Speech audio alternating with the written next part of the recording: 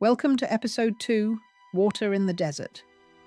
There are seasons where the soul feels like this ground, parched, cracked, waiting for a rain that never comes. We search for life in the dry places of the world, in the noise, in the hustle, in the hollow promises of the machine. But the well is empty. But God still hides a well, not on the surface where everyone looks, but deep within the core of the surrender, in the heart of the garrison. Every desert has a center, a place where the struggle for survival ends and the flow of the Father begins, entering the presence of RAVVAH, lining the walls with the word of the well. Words spoken before the first ocean was filled, the breath of the Father on the surface of the Spirit. When a place is hollowed out, life returns, not all at once, but like rivers, like roots, starting in the hidden corners of the room, like countless droplets forming an ocean of peace.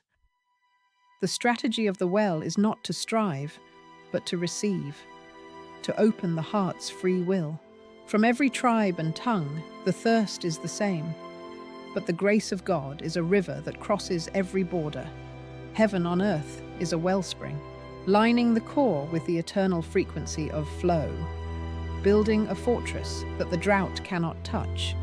Stand firm in the moisture of the word. In the stillness, the river rises. The room begins to breathe.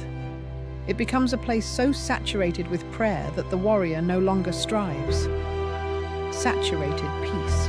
This is where the well is claimed, where the report of the world is overwritten by the truth of the Father. Saturated with God.